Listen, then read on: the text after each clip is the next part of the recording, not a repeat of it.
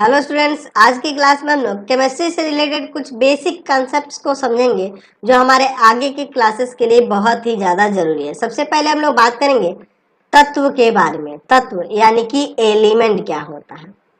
चलिए, तो सबसे पहले मैं तत्व को परिभाषित कर देता हूं। तो मैं यहाँ पे लिख सकता हूं कि तत्व तत्व वह शुद्ध पदार्थ है, वह शुद्ध पदार्थ है, वह शुद्ध पदार्थ है जिसे किसी भी भौतिक या रासायनिक या रासायनिक रासायनिक विधि द्वारा दो या दो से अधिक भिन्न गुणों वाले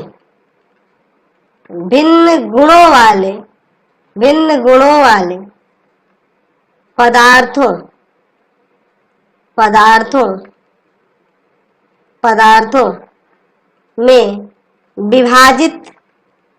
विभाजित नहीं किया जा सकता है, नहीं किया जा सकता है।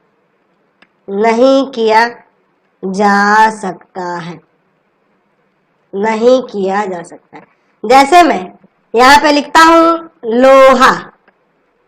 लोहा जो है ना आपका एक तत्व है। देखिए, यह एक शुद्ध पदार्थ है।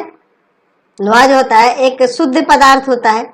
और लोहा जो आपका शुद्ध पदार्थ होगा, अगर मैं लोहे का एक टुकड़ा ले लूं, ठीक है, लोहे का एक टुकड़ा लूं और मैं इसे भौतिक प्रक्रिया द्वारा, यानी कहने का मतलब मैं इसे काट कर दो बराबर भागों में बांट लेता हूँ। ठीक है, इसे दो भागों में मैं बांट लेता हूँ। अब ये दो भागों के अगर गुणों की बात करें तो इनके गुणों में क्या अंतर आएगा? नहीं आएगा। कोई अंतर आएगा? नहीं आएगा। अगर मैं सोना का एक टुकड़ा लेता हूँ और मैं इस सोने के टुकड़े को 10 बराबर भागों में बांट देता हूँ, जोड़ने के बराबर भागों मतलब मैं 10 भागों में बांट देता हूँ, तो 10 भागों में मैं बांटूंगा और प्रत्येक भाग की गुण की बात करूंगा तो हर एक का गुण एक समान नहीं होगा, उसके गुणों में कोई अंतर नहीं आएगा। इसका मतलब तत्व वह शुद्ध पदार्थ है जिसे किसी भी भौतिक या रासायनिक विधि द्वारा दो या दो से अधिक भिन्न गुण वाले पदार्थों में विभाजित नहीं किया जाता है ना। कितना भी आप टुकड़ा कर लोगे उसका गुण में कोई अंतर नजर नहीं आएगा, वही आपका तत्व होता है। अभी तक टोटल 118 तत्वों को खोजा जा चुका है। टोटल हमारे धरती पे टोटल 118 तत्वों को खोजा जा चुका है, जिसमें से आपके 92 जो तत्व हैं वो प्राकृतिक है, यानी कि ये प्राकृतिक में ऐसे ही मिल गए हैं। ठीक है, और इसमें से 118 में से 26 ऐसे तत्व हैं जिन्हें तैयार किया गया, यानी कि ये संश्लेषित है। ठीक है, 26 संश्लेषित है, यानी कि टोटल मिला के 118। अगर मैं तत्व की बात करूं तो तत्व 3 प्रकार के होते हैं। पहला होता है धातु, जिसे हम लोग मेटल कहते हैं, मेटल। दूसरा होता है अधातु, जिसे हम लोग नॉन मेटल कहते हैं। और तीसरा होता है उपधातु, मेटलॉइड कहते हैं इसे, मेटलॉइड। ठीक है, धातुओं की संख्या की बात करें तो हमारे अभी तक कितने धातुओं को खोजा जा चुका है? 91। और अधातुओं की बात करें तो अधातु 22 है, और उपधातुओं की बात करें तो ये आपके 5 हैं। ठीक है, अब धातु कौन कौन से होते हैं, अधातु क्या होते हैं, उपधातु क्या होते हैं, इनके गुण क्या होता है, उतना डीपली अभी हम लोग नहीं जानेंगे, क्योंकि आप 9th क्लास में और 10th क्लास में इसके बारे में विस्तार रूप से पढ़ोगे। ठीक है, ऐसे आप अगर 10th क्लास के हो तो 9th क्लास में धातु, अधातु, उपधातु के बारे में आप जान सकते हो। धातु चमकीला होता है, ये है ना, आघात वर्धनीय होता है, ये विद्युत का सुचालक होता है, ये सब चीजें मैंने बता रखी है। उसी तरह अधातु उसका जस्ट विपरीत, ये विद्युत का सुचालक नहीं होता है, ये आघात वर्धनीय तथा तन्य नहीं होता है, इसे हथौड़े पे पीटने पे चूर चूर हो जाता है। और उपधातु में क्या होता है, धातु और अधातु दोनों के गुण पाए जाते हैं, वो आपके उपधातु होते हैं। तो उतना डीपली अभी हम लोग नहीं जानेंगे, क्योंकि हम लोग बेसिक चीजों को समझ रहे हैं जो हमारे क्लास 9th और 10th में यूज होने वाले हैं।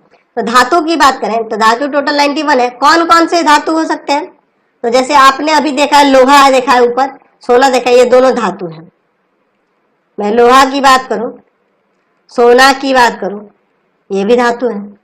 अच्छा, और भी हम लोग देख सकते हैं सोडियम, सोडियम भी धातु है आपका। तांबा, तांबा भी आपका धातु है। ऐसे हम लोग बहुत सारे धातु दे सकते हैं। टोटल कितना है, 91 है। अधातु की बात करें तो अधातु आपके 22 है अधातु। जैसे अगर अधातु की बात करें तो आपका कार्बन है, कार्बन अधातु है। हाइड्रोजन है, हाइड्रोजन है, हाइड्रोजन है। गंधक है, गंधक है ना जी। नाइट्रोजन है, नाइट्रोजन है। तो ये सब क्या है, आपके अधातु है। उपधातु की बात करूं तो उपधातु में आपका आ जाएगा सिलिकॉन, सिलिकॉन, सिलिकॉन हो गया। आर्सेनिक हो गया, आर्सेनिक हो गया, है ना। जर्मेनियम हो गया, जर्मेनियम हो गया। मैं पांचों को लिख देता हूं। एंटीमनी हो गया, एंटीमनी हो गया। और बिस्मथ हो गया, बिस्मथ हो गया। तो ये आपके उपधातु हो गए, समझ गए। और धातु टोटल 91 है। एल्युमिनियम हो जाएगा आपका, है ना। चांदी हो जाएगा आपका, ये सब क्या है, धातु में आ जाएंगे। अधातु में भी अभी बहुत सारे हो सकते हैं आपके। ऑक्सीजन भी आ जाएगा, ये सब आपके अधातु में आ जाएंगे। ठीक है, क्लियर हो गया। हम लोग अक्सर देखे होंगे कि तत्वों के नाम की जगह उनके संकेतों का बृहद रूप से प्रयोग होता है। जैसे हाइड्रोजन के लिए H, हीलियम के लिए He। तो चलिए हम लोग तत्व को समझ लेते हैं, उनके संकेत। हम लोग प्रथम शुरू के 30 तत्वों के बारे में देखेंगे, है ना। शुरू के 30 तत्वों के बारे में देखेंगे, उनके संकेत के बारे में समझेंगे। संकेत की क्या आवश्यकता है, ये सब हम लोग पहले पढ़े हुए हैं। संकेत से हमें ये पता है कि कम स्थान घेरना पड़ेगा। और मान लो अगर मैं इस तरह से लोहा लिखता हूँ और एक Fe लिख देता हूँ, तो Fe पूरे वर्ल्ड में Fe आयरन के लिए यूज होता है, लोहा के लिए यूज होता है। तो इससे पता चल जाएगा। अगर जिसको हिंदी भी नहीं आती हो, वो आप इंग्लिश तो पूरे देश में, पूरे वर्ल्ड में प्रचलित भाषा है, ये वर्ल्ड वाइड लैंग्वेज है। तो उससे वहां पता चल जाएगा हर एक वैज्ञानिक को कि ये किस तत्वों को संकेत कर रहा है। तो इसीलिए हम लोग तत्वों के संकेत का प्रयोग करते हैं। तो हम लोग 30 तत्वों को देखेंगे, शुरू के 30 तत्वों को, उनके संकेत को समझेंगे, उनके परमाणु संख्या, उनके इलेक्ट्रॉनों की संख्या, प्रोटॉनों की संख्या, उनकी संयोजकता, इलेक्ट्रॉनिक विन्यास, ये सारी चीजें हम लोग यहाँ पर अब समझने वाले हैं। हम लोग ये जानते हैं कि जो तत्व के परमाणु होते हैं, अब परमाणु क्या होता है, तो पहले मैं उसे परिभाषित कर देता हूं। तो चलिए देख लेते हैं परमाणु यानी कि एटम को। पहले एटम को समझ लेते हैं। परमाणु यानी कि एटम,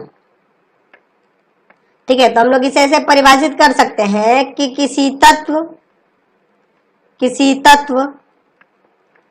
तत्व का वह सूक्ष्मतम कण, वह सूक्ष्मतम कण जो किसी रासायनिक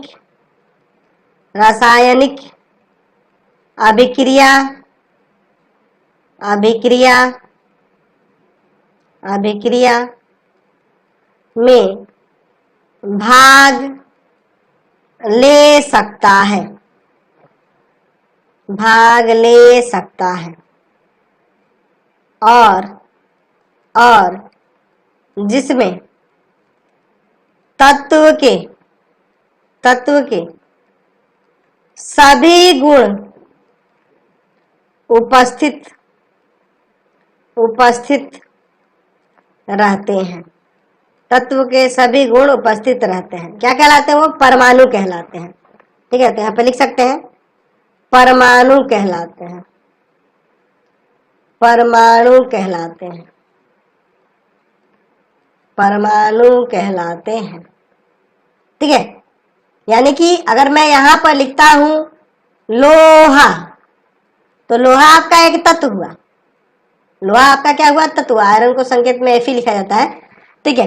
लोहा आपका एक तत्व हुआ, और इस तत्व का अगर मैं मान लो एक टुकड़ा लेता हूँ और इसका इतना छोटा छोटा छोटा इतना बारीक टुकड़ा करें, इतना कि आप उसके हजारों हजारों पार्टिकल को एक साथ रखोगे तब भी आपको नहीं दिखाई देंगे। समझ लो कितना छोटा से छोटा टुकड़ा करेंगे, यानी कि बहुत ही ज्यादा सूक्ष्म। अगर एक परमाणु को लेकर आप माइक्रोस्कोप में भी देखोगे तो वो नहीं दिखाई देगा, उसके लिए इलेक्ट्रॉन माइक्रोस्कोप का यूज करना होगा। तो किसी तत्व का वह सूक्ष्म कण जो किसी रासायनिक अभिक्रिया में भाग लेता है, जो रासायनिक अभिक्रिया में भाग ले सकता है, और जिसके तत्व के सभी जिसमें तत्व के सभी गुण क्या होते हैं? उपस्थित रहते हैं। जिसमें तत्व के सभी गुण उपस्थित रहते हैं, क्या कहलाते हैं? परमाणु कहलाते हैं, ठीक है। तो यानी कि तत्व का ही सबसे सूक्ष्मतम कण जो होगा वही आपका परमाणु होता है। अब देखिए, परमाणु में 3 मौलिक कण होते हैं। परमाणु 3 मौलिक कणों का बना होता है। परमाणु किनका किनका बना होता है? तो परमाणु 3 मौलिक कणों का बना होता है। इलेक्ट्रॉन, प्रोटॉन, दूसरा है आपका प्रोटॉन, और तीसरा हो जाएगा आपका न्यूट्रॉन। तो ये 3 मौलिक कणों इलेक्ट्रॉन, प्रोटॉन और न्यूट्रॉन का बना होता है। अगर मैं किसी तत्व के परमाणु को लूं, जैसे मैं यहाँ पर लिखता हूं आयरन, लोहा, तत्व का एक परमाणु ले रहा हूं, समझ लो तत्व का एक परमाणु, यानी कि ये सबसे सूक्ष्म कण होगा, ठीक है। और अब मैं समझू कि इसमें इलेक्ट्रॉन, प्रोटॉन और न्यूट्रॉन किस तरह से व्यवस्थित होते हैं। तो देखिए, तत्व का परमाणु का नाभिक होता है, इसे हम लोग नाभिक कहेंगे, और नाभिक के चारों तरफ कक्षाएं होती हैं। इन कक्षाओं पे इलेक्ट्रॉन घूमते हैं, इलेक्ट्रॉन कक्षाओं पे घूमते हैं, और प्रोटॉन और न्यूट्रॉन इसके नाभिक में रहते हैं। कौन? प्रोटॉन और न्यूट्रॉन जो होते हैं इसके नाभिक में रहते हैं। प्रोटॉन और न्यूट्रॉन क्या होते हैं? इसके नाभिक में रहता है, और इलेक्ट्रॉन की कक्षाओं पे घूमते रहता है, और कक्षाओं पे 2n² के रूप में घूमता है। ये हम लोग पढ़े हुए 9th क्लास में। मैं ज्यादा डीपली नहीं बताऊंगा क्योंकि हम लोग क्लास 10th के लिए अभी देख रहे हैं, और क्लास 10th के लिए अब ज्यादा डीपली बताऊंगा तो गड़बड़ हो जाएगी, ठीक है। तो फिर पता चलेगा कि पूरा 9th क्लास मुझे पढ़ाना पड़ गया। मुझे जितनी जरूरत है उतना ही मैं समझाऊंगा। यानी कहने का मतलब, यहाँ n के जगह 1 रखोगे तो आपका 2 × 1 का स्क्वायर, यानी कि पहली कक्षा पे 2 इलेक्ट्रॉन रहते हैं। पहले कक्षा पे कितने इलेक्ट्रॉन रहते हैं? अधिकतम 2 इलेक्ट्रॉन आते हैं। दूसरी कक्षा पे तो यहाँ 2 रख दो, तो 2 का स्क्वायर 4 हो जाएगा, 4 दूना 8। दूसरी कक्षा पे 8 इलेक्ट्रॉन। तीसरी कक्षा पे तो यहाँ 3 का स्क्वायर 9, 9 दूना 18, 18 इलेक्ट्रॉन। इस तरह से हम लोग तत्वों को सजा सकते हैं, है ना। तीसरी कक्षा पे अधिकतम कितने इलेक्ट्रॉन हो सकते हैं? 18 इलेक्ट्रॉन हो सकते हैं। तो ध्यान रखना कि इलेक्ट्रॉनों को 12वीं कक्षा पे 2n² के रूप में सजाया जाता है, ठीक है, समझ रहे हैं ना। तो चलिए देखते हैं, यहाँ पे मैं लिख देता हूँ तत्व, ठीक है, और यहाँ पे मैं सीरियल नंबर लिख देता हूँ, कितना नंबर हम लोग तत्व लिख रहे हैं, और यहाँ पर मैं उसका संकेत लिखता हूँ कि किस तरह से डिनोट किया जाता है उसका संकेत। यहाँ पे हम लोग उसके परमाणु संख्या, या फिर हाँ चलो परमाणु संख्या लिख देते हैं, परमाणु संख्या, या इलेक्ट्रॉनों की संख्या, ठीक है, इलेक्ट्रॉनों की संख्या, इलेक्ट्रॉनों की संख्या। इसमें आपके प्रोटॉनों की संख्या, प्रोटॉनों की संख्या, प्रोटॉनों की संख्या। अच्छा, इसमें आपके न्यूट्रॉनों की संख्या, न्यूट्रॉनों की संख्या, न्यूट्रॉनों की संख्या। अच्छा, इसमें आपका परमाणु द्रव्यमान, परमाणु द्रव्यमान, और इसमें हम लोग लिख देते हैं इलेक्ट्रॉनिक विन्यास, इलेक्ट्रॉनिक, समझेंगे क्या क्या होता है ये इलेक्ट्रॉनिक विन्यास, ठीक है, और यहाँ पर संयोजकता, ठीक है। एक एक करके सब चीज समझेंगे कि क्या क्या होता है सब चीज, ठीक है, एक एक करके देखेंगे। सबसे पहले 1 नंबर में हम लोग देखते हैं तत्व लेते हैं हाइड्रोजन, ठीक है। तो हाइड्रोजन को H से स्विच करते हैं, तो मैं हिंदी में ही नाम लिखता हूँ या इंग्लिश में भी लिख सकता हूँ, कोई दिक्कत नहीं है, हिंदी में ही लिखता हूँ। चलिए, हाइड्रोजन। तो हाइड्रोजन के लिए संकेत होता है H, इसको H से संकेत किया जाता है। अब देखो हमें समझना होगा परमाणु संख्या पहले क्या होता है। जो परमाणु संख्या होती है, किसी तत्व के परमाणु के नाभिक में जितने प्रोटॉन उपस्थित होते हैं ना, उतनी ही उसकी परमाणु संख्या है। अब जैसे हाइड्रोजन तत्व के परमाणु में जितने आपके प्रोटॉन उपस्थित होंगे वही उसकी परमाणु संख्या होगी। तो जो आपका हाइड्रोजन तत्व है, इसमें प्रोटॉन 1 होता है, ठीक है। प्रोटॉनों की संख्या क्या होती है? 1 होती है, इसलिए इसका परमाणु संख्या भी क्या हो जाएगा? 1 ही हो जाएगा। और इलेक्ट्रॉनों की संख्या भी परमाणु संख्या के बराबर या प्रोटॉन की संख्या के बराबर, यानी कि परमाणु संख्या, इलेक्ट्रॉनों की संख्या और प्रोटॉनों की संख्या तीनों बराबर ही होंगी, ठीक है। अच्छा, अब बात करते हैं परमाणु द्रव्यमान। तो इसका परमाणु द्रव्यमान 1 होता है। अब बात करेंगे न्यूट्रॉनों की संख्या क्या होगी। तो न्यूट्रॉनों की संख्या ज्ञात करने के लिए हमें क्या करना होगा? परमाणु द्रव्यमान में से क्या कर देना होगा? प्रोटॉनों की संख्या घटा दोगे, ठीक है।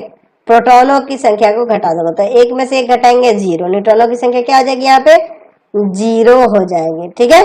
समझ रहे हैं ना बात को। अब बात करते हैं इलेक्ट्रॉनिक विन्यास। तो इलेक्ट्रॉनिक विन्यास क्या होता है? तो देखिए हमने आपको बताया था कि हम लोग किसी तत्व के परमाणु को, अगर मैं यहाँ पर उसका चित्र बना के समझाऊं तो जैसे हाइड्रोजन के लिए मैं यहाँ पे नाभिक बनाता हूँ, तो नाभिक में इलेक्ट्रॉन और प्रोटॉन होंगे, सॉरी नाभिक में प्रोटॉन और न्यूट्रॉन होंगे और इलेक्ट्रॉन इसके कक्षाओं के चारों तरफ घूमता है। तो इन कक्षाओं पे जिस तरह से तत्वों को सजाते हैं, तत्वों के इलेक्ट्रॉनों को सजाते हैं, उन इलेक्ट्रॉनों को किस तरह से सजाएंगे वही आपका इलेक्ट्रॉनिक विन्यास होता है। यानी कि इलेक्ट्रॉनों को कक्षाओं पर सजाने का तरीका जो होता है वही इसका इलेक्ट्रॉनिक विन्यास होता है। तो हम लोग देख रहे हैं हाइड्रोजन के इलेक्ट्रॉनों की संख्या कितनी है? 1 है। हाइड्रोजन के इलेक्ट्रॉनों की संख्या कितनी है? 1 है। तो हम लोग जानते हैं कि पहली कक्षा पर अधिकतम 1 इलेक्ट्रॉन रह सकता है, तो यानी कि इसका इलेक्ट्रॉनिक विन्यास 1 हो जाएगा। अच्छा, अब बात करते हैं संयोजकता क्या होती है। तो संयोजकता होती है, अगर हम इसे परिभाषित करना चाहें तो यहाँ पर मैं नीचे ऐसे परिभाषित कर सकता हूँ कि संयोजकता क्या होती है। तो मैं लिख सकता हूँ कि किसी परमाणु या फिर ऐसा नहीं कि परमाणु की, मूलक की भी संयोजकता होती है, या मूलक। अब मूलक क्या होता है हम लोग आगे बात करेंगे, बस यहाँ पे जान लो कि किसी परमाणु या मूलक की संयोजन क्षमता जो होती है ना, संयोजन क्षमता, उसी को हम लोग उसकी संयोजकता करते हैं, ठीक है। संयोजन क्षमता को उसकी संयोजकता कहते हैं, संयोजकता कहते हैं, ठीक है। अच्छा, अब ये संयोजन क्षमता किसके बराबर होगी? तो हम लोग कह सकते हैं कि यह उस परमाणु द्वारा त्यागे गए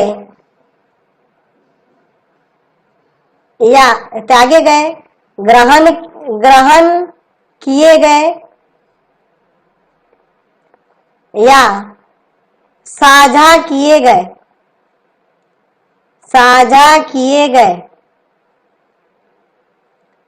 इलेक्ट्रॉनों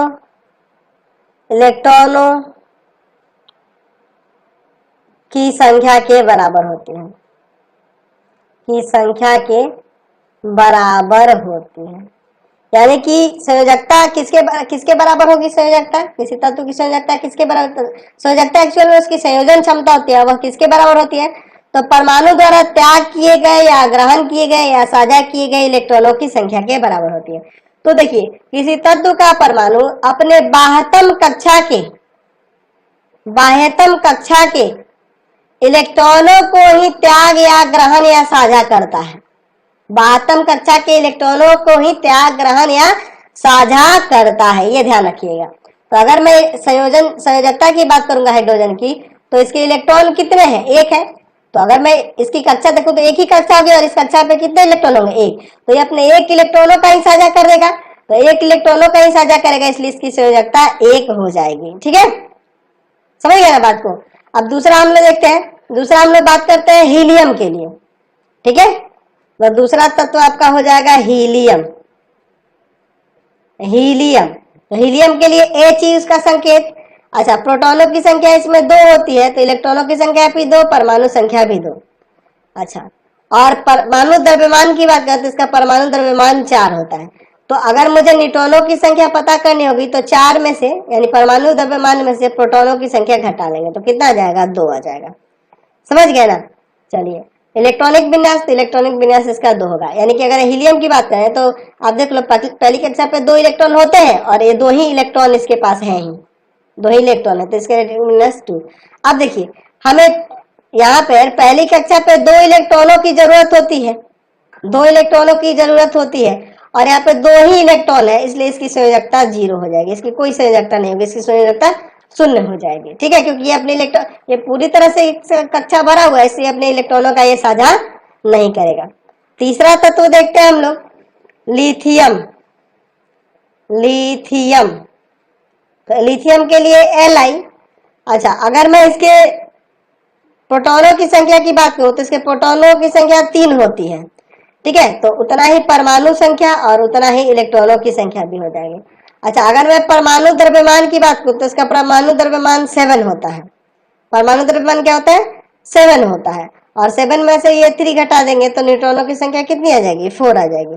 न्यूट्रॉनों की संख्या कितनी आ जाएगी, 4 आ जाएगी। अच्छा, इसका इलेक्ट्रॉनिक विन्यास, तो पहले का इसमें 3 इलेक्ट्रॉन है ना, 3 इलेक्ट्रॉन है, तो पहली कक्षा पे 2 इलेक्ट्रॉन और एक जो इलेक्ट्रॉन बचेगा उसे हम लोग अगली कक्षा पे लेके चले जाएंगे, तो इसका इलेक्ट्रॉनिक विन्यास हो जाएगा 2,1। तो ये वास्तव कक्षा पे 1 इलेक्ट्रॉन है, इसलिए ये अपने एक ही इलेक्ट्रॉन का साझा कर सकता है या उसे त्याग कर सकता है। ठीक है, तो इसलिए इसकी संयोजकता 1 हो जाएगी। बस 72 कक्षा के इलेक्ट्रॉनों को ही आपको देखना होगा उसकी संयोजकता के लिए। चलिए अगला 4 नंबर देखते हैं हम लोग। लिथियम के बाद देखते हैं बेरिलियम।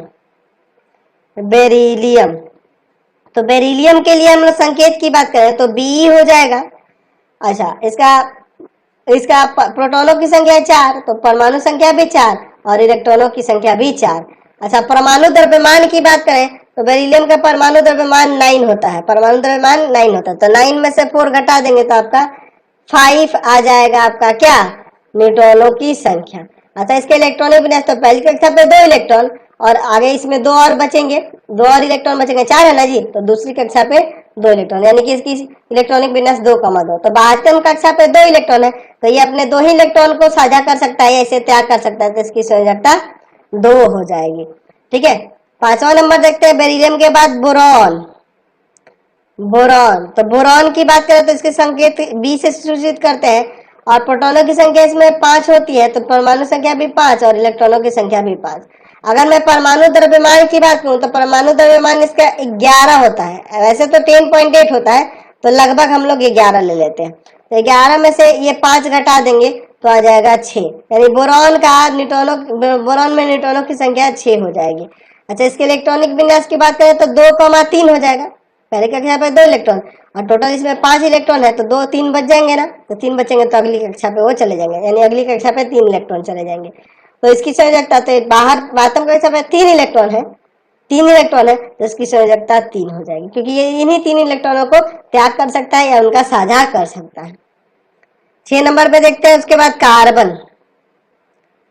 कार्बन के लिए हम लोग संकेत C यूज करते हैं और इसके प्रोटॉनों की संख्या की बात करें तो 6 होते हैं, उतना ही परमाणु संख्या उतना ही इलेक्ट्रॉनों की संख्या। और अगर मैं परमाणु द्रव्यमान की बात करूं तो इसका परमाणु द्रव्यमान 12 होता है, तो 12 में से अगर मैं 6 घटाऊंगा तो इसका न्यूट्रॉनों की संख्या कितनी आ जाएगी, 6 आ जाएगी, न्यूट्रॉनों की संख्या 6 आ जाएगी, तो इसका इलेक्ट्रॉनिक विन्यास 2,4 हो जाएगा, तो इसका मतलब इसकी संयोजकता 4 हो जाएगी। ठीक है, चलिए 7 नंबर में देखते हैं आपका नाइट्रोजन। नाइट्रोजन, नाइट्रोजन, इसके लिए संकेत N है और इसके प्रोटॉनों की संख्या 7, तो परमाणु संख्या भी 7 और इलेक्ट्रॉनों की संख्या भी 7। अच्छा, इसका परमाणु द्रव्यमान जो होता है नाइट्रोजन का वह 14 होता है, तो 14 में से आपका 7 घटा देंगे, 7 न्यूट्रॉनों की संख्या आ जाएगी। और इसका इलेक्ट्रॉनिक विन्यास की बात करें तो 2,5 हो जाएगा, तो बातम कक्षा पे 5 इलेक्ट्रॉन होंगे, तो टोटल इस पे 8 ही ना इलेक्ट्रॉन होते हैं। तो ध्यान रखना कि जब 4 से अधिक इलेक्ट्रॉन बातम कक्षा पे हो, 4 से अधिक हो, तो हम लोग वहां पे क्या करेंगे, तो वो अपने इलेक्ट्रॉनों को ग्रहण करेगा। वो क्या करेगा, इलेक्ट्रॉनों को ग्रहण करता है, त्याग नहीं करता है। तो इसके पास कितने इलेक्ट्रॉनों की कमी है, 3 इलेक्ट्रॉनों की कमी है, क्योंकि बातम कक्षा पे 5 इलेक्ट्रॉन है, तो 3 इलेक्ट्रॉन ये ग्रहण कर सकता है, इसलिए इसकी संयोजकता 3 हो जाएगी। यानी आप सिंपल भाषा में समझ लो कि बातम कक्षा पे 4 या 4 से कम इलेक्ट्रॉन होंगे तो वही उसकी संयोजकता होगी। अगर 4 से अधिक इलेक्ट्रॉन है तो उसको 8 में से घटा लेंगे तो उसकी संयोजकता निकल जाएगी, क्योंकि ये अपने 3 और इलेक्ट्रॉन ले सकता है। तो इलेक्ट्रॉन ग्रहण कर रहा है, इलेक्ट्रॉन ग्रहण कर रहा है, किसी से ले रहा है, तो उसकी संयोजकता लेने की क्षमता 3 है, इसलिए इसकी संयोजकता क्या हो जाएगी, 3 हो जाएगी। 8 नंबर में देखते हैं हम लोग ऑक्सीजन। ऑक्सीजन, तो ऑक्सीजन के लिए संकेत O हो गया, और इसके प्रोटॉनों की संख्या 8, और तो इलेक्ट्रॉनों की संख्या और परमाणु संख्या भी 8 ही हो जाएगा। अच्छा, परमाणु द्रव्यमान की बात करें तो ऑक्सीजन का परमाणु द्रव्यमान 16 होता है, तो 16 में से 8 गया, 8 इसका न्यूट्रॉनों की संख्या। इसका अगर मैं इलेक्ट्रॉनिक विन्यास की बात करूं तो 2 क्या लिख देंगे, आपका 6 लिख देंगे। तो 6 बातम का हिसाब से 6 है, तो अगर ये 4 से अधिक है, इसलिए हम लोग क्या करेंगे, 8 में से 6 को घटा देंगे, तो आपका 2 इसकी संयोजकता हो जाएगी। यानी 2 इसलिए संयोजकता हो रही है क्योंकि ये 2 इलेक्ट्रॉन ग्रहण कर सकता है, किसी से ले सकता है। ठीक है, 9 नंबर में ऑक्सीजन के बाद बात करें फ्लोरीन की। फ्लोरीन, तो फ्लोरीन के लिए संकेत F होता है। अच्छा, इसमें अगर मैं बात करूं, अगर इसके प्रोटॉनों की संख्या तो 9, तो इलेक्ट्रॉनों की संख्या, परमाणु संख्या भी 9 हो जाएगी। अच्छा, परमाणु द्रव्यमान की बात करें तो परमाणु द्रव्यमान नाइट्रोजन का होता है आपका 19। 19 में से आपका 9 घटा लोगे तो आपका 10 आ जाएगा फ्लोरीन का प्रोटॉनों की न्यूट्रॉनों की संख्या। अच्छा, इसके इलेक्ट्रॉनिक विन्यास की बात करें तो इसका इलेक्ट्रॉनिक विन्यास 2,7, तो इसका कितना हो जाएगा संयोजकता, 1 हो जाएगा, क्योंकि ये एक और इलेक्ट्रॉन ग्रहण कर सकता है। ठीक है, चलिए अब इसके बाद हम लोग 10 नंबर में बात करते हैं। फ्लोरीन के बाद आपका नियोन आ जाएगा। नियोन, नियोन की बात करेंगे तो नियोन के लिए संकेत Ne होता है। अच्छा, इसके प्रोटॉनों की संख्या जो होती है, प्रोटॉनों की संख्या कितनी होती है, 10 होती है, तो आपका ये भी 10 हो जाएगा, ये भी 10, इलेक्ट्रॉनों की संख्या और परमाणु संख्या भी 10-10 ही हो जाएगी। चलिए मैं इसको ऊपर लिख लेता हूँ ताकि आपको समझ में आएगा। अच्छा, परमाणु द्रव्यमान की बात करें तो परमाणु द्रव्यमान इसका किसका है जी, नियोन है, तो नियोन का परमाणु द्रव्यमान 20 हो जाएगा। ठीक है, तो 20 में से 10 गया, 10 आपके न्यूट्रॉनों की संख्या हो जाएगी। अच्छा, इसके इलेक्ट्रॉनिक विन्यास 2,8। आपको पता है कि पहली कक्षा पे 2 इलेक्ट्रॉन, अधिकतम 2 इलेक्ट्रॉन, दूसरी कक्षा पे 8 इलेक्ट्रॉन रहते हैं, तो इसमें पहली कक्षा पे 2 और दूसरी पे 8 है, तो इसकी कक्षाएं जब पूरी तरह से भरी हुई है तो इसकी संयोजकता हम लोग क्या लिखेंगे, 0 लिखेंगे। चलिए अगला देखते हैं, नियोन के बाद आपका क्या हो जाएगा 11 नंबर पे, सोडियम। सोडियम, सोडियम के लिए संकेत होता है Na। अच्छा, अब इसके प्रोटॉनों की संख्या 11, तो इलेक्ट्रॉनों की संख्या भी 11 और परमाणु संख्या भी 11। परमाणु द्रव्यमान की बात करेंगे तो सोडियम का परमाणु द्रव्यमान 23 होता है, तो 23 में से 11 घटाएंगे, 12 इसका न्यूट्रॉनों की संख्या आ जाएगी। अगर मैं इसके इलेक्ट्रॉनिक विन्यास की बात करें तो 2, 8 है, पहली कक्षा पे 2 इलेक्ट्रॉन, दूसरे पे 8 और तीसरे पे 1, तभी ना आपके 11 इलेक्ट्रॉन हो जाएंगे, तो इसकी संयोजकता 1 हो जाएगी। बातम कक्षा के इलेक्ट्रॉन एक ही है ना जी। चलिए, सोडियम के बाद आपका आता है magnesium. Magnesium, sorry, magnesium, magnesium, तो मैग्नीशियम के लिए संकेत हो जाएगा आपका Mg, और इसके प्रोटॉनों की संख्या 12, इलेक्ट्रॉनों की संख्या 12, परमाणु संख्या भी 12 हो जाएगा। परमाणु द्रव्यमान की बात करेंगे तो मैग्नीशियम का परमाणु द्रव्यमान 24 होता है। मैग्नीशियम का परमाणु द्रव्यमान क्या होता है, 24। अब 24 में से 12 घटा देंगे तो 12 यहाँ पर क्या आ जाएगा, न्यूट्रॉनों की संख्या आ जाएगी। इसके इलेक्ट्रॉनिक विन्यास की बात करें तो इलेक्ट्रॉनों की संख्या 12 है, तो 2, 8 और 2, 2, 8, 10, 2, 12, तो बातम का यहाँ पे 2 इलेक्ट्रॉन, इसलिए संयोजकता 2 हो जाएगी। ये 2 इलेक्ट्रॉनों का साझा कर सकता है या त्याग कर सकता है। 13 नंबर में हम लोग देखते हैं एल्यूमिनियम।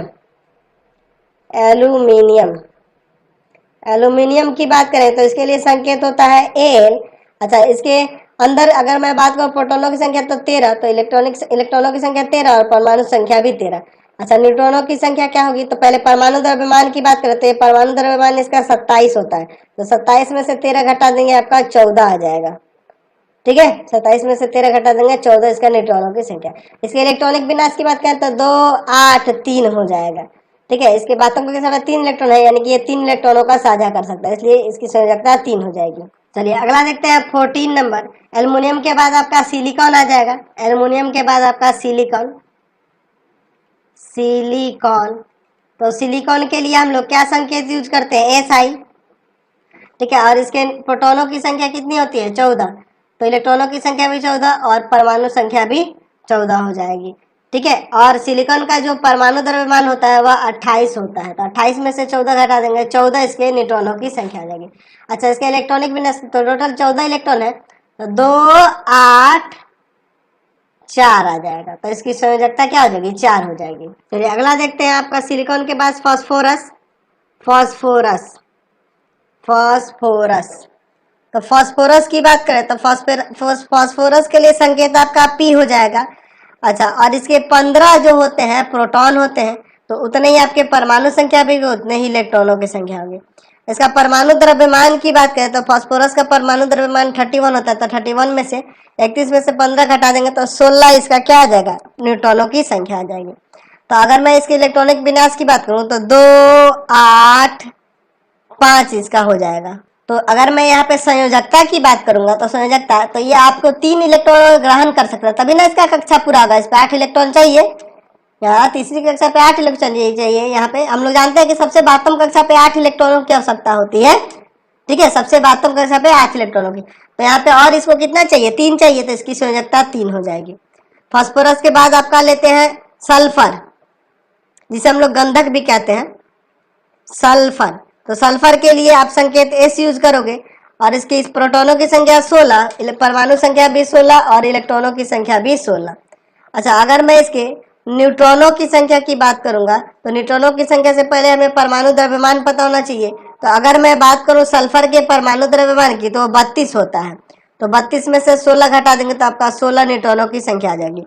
आज का इलेक्ट्रॉनिक विन्यास 2 8 6 हो जाएगा। तो इसके बातम कक्षा पे 2 और इलेक्ट्रॉनों की आवश्यकता है, इसलिए इसकी संयोजकता 2 हो जाएगी। सल्फर के बाद आपका हो जाएगा क्लोरीन। क्लोरीन, तो क्लोरीन की बात करें तो क्लोरीन के लिए हम लोग संकेत लेते हैं Cl, और इसके अंदर जो होते हैं प्रोटॉनों की संख्या वो 17 होती है। तो उतने ही इलेक्ट्रॉनों की संख्या उतने ही परमाणु संख्या भी होगी। ठीक है, अच्छा, परमाणु द्रव्यमान की बात करें तो क्लोरीन का परमाणु द्रव्यमान जो होता है 35.5 या 35 कहीं ले सकते हैं, कहीं 35.5 दिया होता है। ठीक है, 35 या 35.5 ले सकते हैं। तो 35 में से आप 17 घटाओगे तो 18 आ जाएगा ना जी। ठीक है, चलिए, तो इलेक्ट्रॉनिक विन्यास इसका तो 2 8 7, और इसकी संयोजकता क्या हो जाएगी, 1 हो जाएगी, क्योंकि ये एक और इलेक्ट्रॉन ग्रहण कर सकता है। अब इसके बाद क्लोरीन के बाद अगर मैं बात करूं 18 नंबर पे मैं यहाँ ले लेता हूं। ठीक है, चलिए अब लेते हैं आर्गन। तो आर्गन की बात करेंगे तो आर्गन के लिए संकेत होता है आपका Ar, और इसके अंदर जो आपके प्रोटॉनों की संख्या होती है वो 18 होती है। तो इलेक्ट्रॉनों की संख्या भी 18, परमाणु संख्या भी 18। परमाणु द्रव्यमान जो होता है आर्गन का वह 40 होता है, 40 होता है। तो 40 में से 18 घटा देंगे तो आपका 22 आपका न्यूट्रॉनों की संख्या आ जाएगा। ऐसे इसके इलेक्ट्रॉनिक विन्यास की बात करेंगे तो 2 8 8, तो वास्तव कक्षा पे 8 इलेक्ट्रॉन होने चाहिए और 8 ही इलेक्ट्रॉन यहाँ है। तो इसकी संयोजकता क्या हो जाएगी, 0, क्योंकि ये अभी अपने इलेक्ट्रॉनों का साझा भी नहीं करेगा, न त्याग करेगा, न ग्रहण करेगा, क्योंकि इसका ऑर्बिट पूरी तरह से भरा हुआ है। चलिए अगला देखते हैं 19 नंबर में पोटेशियम। पोटेशियम, तो पोटेशियम के लिए संकेत होता है आपका K, और इसके प्रोटॉनों की संख्या 19 होती है। तो आपके इलेक्ट्रॉनों की संख्या भी 19 और परमाणु संख्या भी 19। ठीक है, अच्छा, मैं परमाणु द्रव्यमान की बात करूं तो पोटेशियम का परमाणु द्रव्यमान 39 होता है।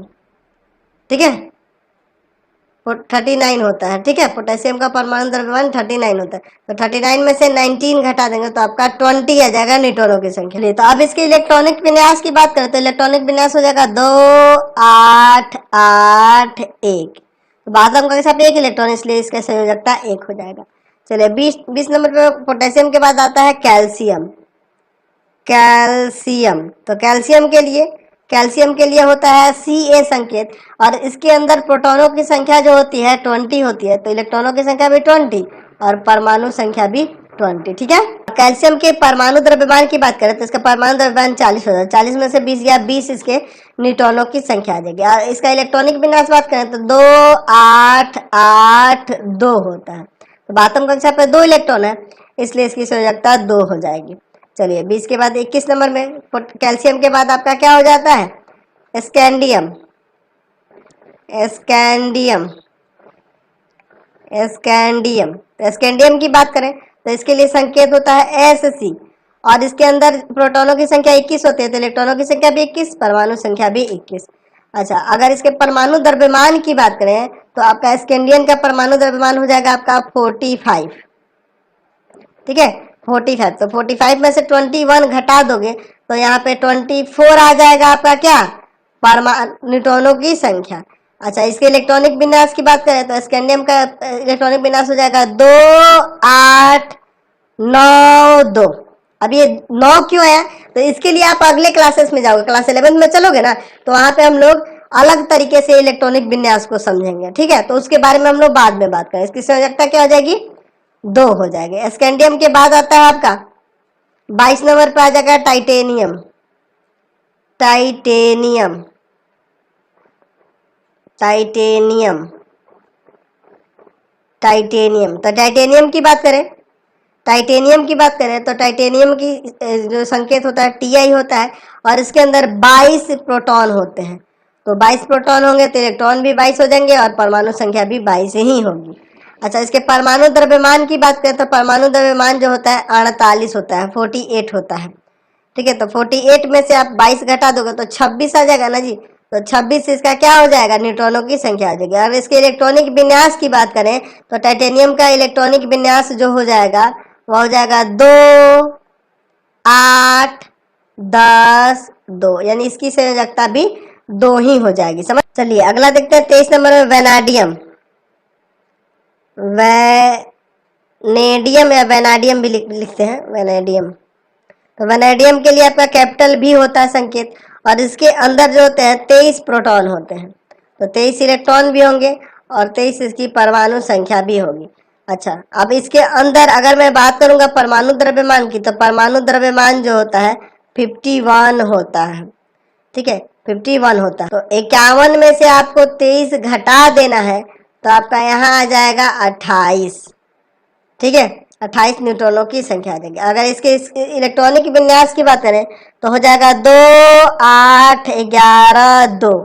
इसकी संयोजकता कितनी हो जाएगी, 2 हो जाएगी। चलिए अब हम लोग वेनेडियम के बाद देखते हैं 24 नंबर में आपका, 24 नंबर में आ जाएगा क्रोमियम।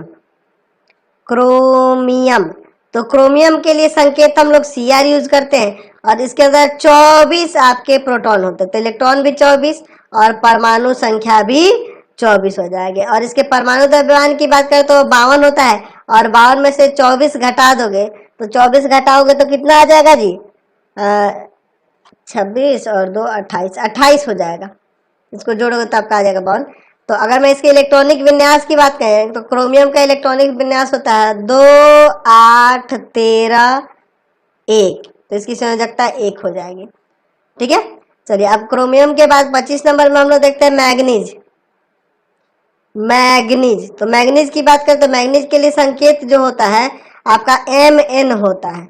अच्छा, इसके अंदर अगर मैं प्रोटॉनों की संख्या की बात करूं तो 25 होते हैं, तो इलेक्ट्रॉन भी 25 और परमाणु संख्या भी 25 हो जाएगी। अगर मैं इसके परमाणु द्रव्यमान की बात करूं तो परमाणु द्रव्यमान इसका 55 होता है, और 55 में से 25 घटाएंगे तो यहाँ पर आपका 30 आ जाएगा। तो 30 इसके न्यूट्रॉनों की संख्या। इसके इलेक्ट्रॉनिक विन्यास की बात करेंगे तो मैग्नीज का इलेक्ट्रॉनिक विन्यास जो होता है वह हो जाएगा आपका, मैग्नीज के इलेक्ट्रॉनिक विन्यास 2 8 13 2, तो इसकी संयोजकता क्या हो जाएगी, 2 हो जाएगी। वास्तव में यहाँ पे 2 इलेक्ट्रॉन है। चलिए अब 26 नंबर में देखते हैं हम लोग आयरन, यानी कि लोहा। आयरन की बात करते हैं, यानी कि लोहा की बात करते हैं। आयरन, आयरन, आयरन के लिए Fe यूज करते हैं। ठीक है, Fe यूज करते हैं संकेत, और आयरन में जो होते हैं 26 प्रोटॉन होते हैं, तो 26 इलेक्ट्रॉन भी होंगे, 26 परमाणु संख्या भी होगी। अच्छा, परमाणु द्रव्यमान की बात करें तो आयरन का परमाणु द्रव्यमान जो होता है 56 होता है।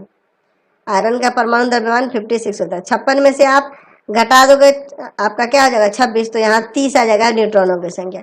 इसके इलेक्ट्रॉनिक विन्यास की बात करते हैं, इसका इलेक्ट्रॉनिक विन्यास होता है 2 8 14 2, तो इसकी संयोजकता क्या हो जाएगी, 2 हो जाएगी। कभी कभी आयरन की संयोजकता 3 भी हो जाती है। आगे हम लोग पता करेंगे कैसे होती है, क्यों होती है। कोबाल्ट की बात करते हैं। कोबाल्ट, कोबाल्ट, तो कोबाल्ट के लिए हम लोग संकेत CO यूज करते हैं, और इसके अंदर 27 प्रोटॉन होते हैं, तो इलेक्ट्रॉन भी 27 और परमाणु संख्या भी 27।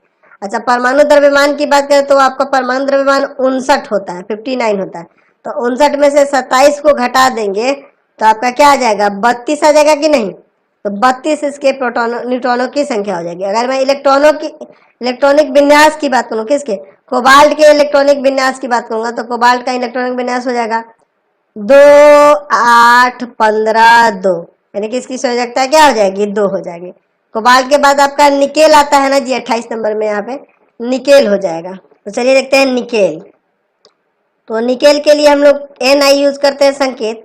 अच्छा, इसके अंदर अगर मैं बात करूँ प्रोटॉनों की संख्या तो 28 होती है, तो इलेक्ट्रॉनों की संख्या भी 28 और परमाणु संख्या भी 28। परमाणु द्रव्यमान की बात करें तो ये आपका परमाणु द्रव्यमान इसका 59 ही होता है, परमाणु या 58.76 ऐसे ले सकते हैं, ठीक है। तो यहाँ 59 हम लोग अप्रॉक्स में ले लिए, तो 59 में से आप 28 घटा दोगे तो यहाँ पर कितना आ जाएगा, 31 आ जाएगा। तो 31 इसके न्यूट्रॉनों की संख्या हो जाएगी।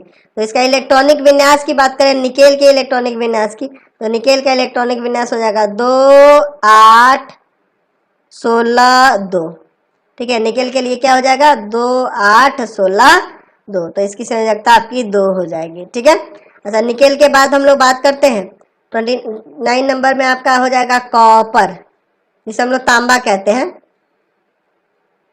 तांबा के लिए हम लोग Cu यूज करते हैं और इसके अंदर प्रोटॉनों की संख्या 29 होती है, तो इलेक्ट्रॉनों की संख्या भी 29 और परमाणु संख्या भी 29। अच्छा, परमाणु द्रव्यमान की बात करें तो परमाणु द्रव्यमान इसका 63.5 या आप 63 भी ले सकते हो। तो 63 में से 29 घटा के देख लो तो आपका हो जाएगा यहाँ पे 34, ठीक है। 34.5 को अगर इस 63.5 में से घटाएंगे तो 34 ही लिखेंगे। चलिए, तो अगर मैं इसके इलेक्ट्रॉनिक कन्फिगरेशन की बात करूँ, इलेक्ट्रॉनिक विन्यास की बात करूँ, तो आपका कॉपर के लिए इलेक्ट्रॉनिक विन्यास हम लोग यहाँ पे लिख सकते हैं 2 8 18 1, 2 8 18 1, 2 8 18 1। तो इसकी संयोजकता क्या हो जाएगी, 1 हो जाएगी। अच्छा, अब आपका जिंक हो गया 30 नंबर पे, जिंक जिसे जस्ता भी कहते हैं। जिंक के लिए आपका Zn होता है, Zn संकेत होता है और इसके अंदर 30 प्रोटॉन होते हैं, तो इलेक्ट्रॉनों की संख्या भी 30 और परमाणु संख्या भी 30।